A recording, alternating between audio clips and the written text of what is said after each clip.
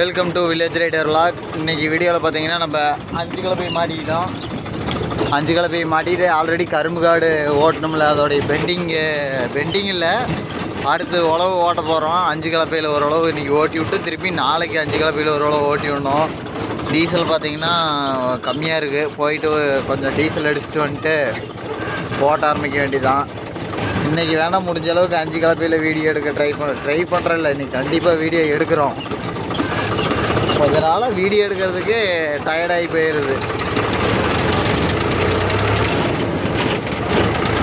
சரி, ஸ்பாட்டுக்கு போயிட்டு முதல்ல பங்குக்கு போயிட்டு டீசல் அடிச்சுட்டு அப்புறம் ஸ்பாட்டுக்கு வந்து ஒரு வயல் ஓட்டி பார்த்துட்டு எப்படி இருக்குன்ட்டு அப்படியே வீடியோ கண்டினியூ பண்ணுறேன்.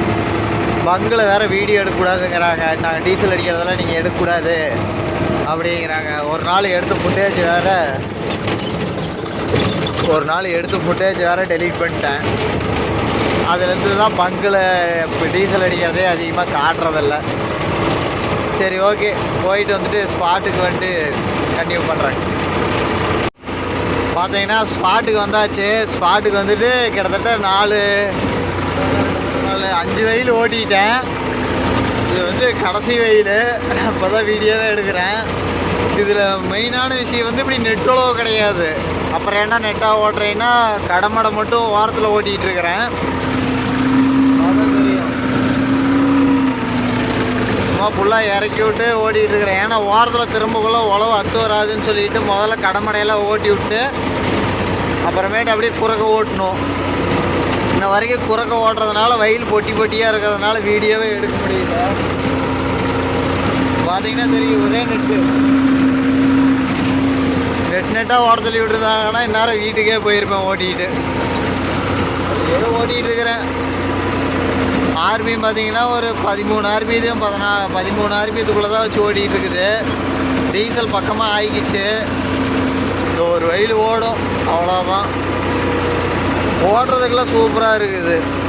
என்றைக்குமே வந்து குறுக்க ஓட்டிட்டு அப்புறமேட்டு வந்து இப்படி நெட்டோவில் ஓட்டணும்னா இது ஓட்டுறதுக்கு லொட்டேட்டரில் ஓட்டுறதுக்கும் சரி, காடு பார்க்குறதுக்கும் சரி அவ்வளோ ஃபினிஷிங்காக இருக்கும். இன்னொன்று பார்த்தீங்கன்னா முதுகு வலி வராது. குதிச்சு போனால் முதுகு வலி வரும் அதிகமாக. அது ஓட்ட ரொம்ப சலுப்பாக இருக்கும். இப்படி குறுக்க ஓட்டிட்டு நெட்டு ஓட்டினோம்னா லொட்டேட்டர் வச்ச வாக்கில் போயிட்டுருக்கோம். எதுவும் பெருசாக தெரிவிக்காது. அதுதான் ஒரு ப்ளஸ் பாயிண்ட்டு.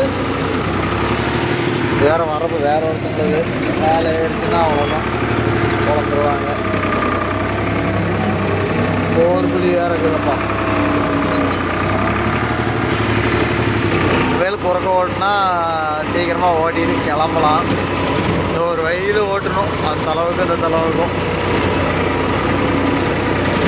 இங்கேருந்து சின்னதாக அறுத்து சால் பிடிச்சி ஓடிக்கிட்டே இருக்க வேண்டியதுதான். லோ தேடு வழக்கம் போல தான். அதுக்குள்ளே சித்தப்பா வந்தார். சித்தப்பா தான் கேட்குறாரு. அவர் இருந்துக்கிட்டு குறுக்க ஓட்ட வேணாண்டா, குறுக்க ஓட்டினா எங்கே உழவே வரல, அது திரும்புகிற பொசிஷன் மட்டும்தான் கரெக்டாக இருக்குது, அதனால் நெட்டாக ஓட்டிடலாம் அப்படின்ட்டாரு. நானும் நெட்டாக ஓட்டலான்னு சொல்லிட்டு பிடிச்சிக்கிட்டேன். எல்லா லெவரையுமே ஃபுல்லாக இறக்கி வச்சுருக்கிறேன். அது மாதிரி பிடிச்சிக்கிட்டு வருது. அது பாட்டு அப்படியே இறங்கிட்டு வந்துக்கிட்டே இருக்குது. ஆர்வி பார்த்தீங்கன்னா ஒரு 15 ஆர்பிக்கு கொஞ்சம் தான் கம்மியாக வச்சுருக்கேன். 15 ஆர்பியை வச்சா ஒரு 3 ஆர்பியோ 2 ஆர்பியும் ட்ராப்பேஜ் ஆகுது, அவ்வளோதான். மற்றபடி அப்படியே போகிறான் ஜங்குன்னு. அதில் கீழே அந்த தென்னை மரத்து வயலுக்கிட்ட ஒரு மரம், அந்த தேக்கு மரம் மாட்டம் இருந்துச்சு. அந்த தேக்கு மரத்தை அறுத்துருக்குறாங்க. வேர் பார்த்தீங்கன்னா ஒரு வயலே ஃபுல்லாக அப்படி ஒரு வயலுக்கே இருக்குது. அது பார்த்தீங்கன்னா அப்படியே கப்புன்னு வண்டியே தூக்குது, வண்டியே வீலிங் ஆகுது. வேர் அந்தளவுக்கு 5 கலப்பையில் மாட்டிக்கிட்டு அந்து போக மாட்டேங்குது, அவ்வளோ வந்து கெட்டியாக இருக்குது வேர்.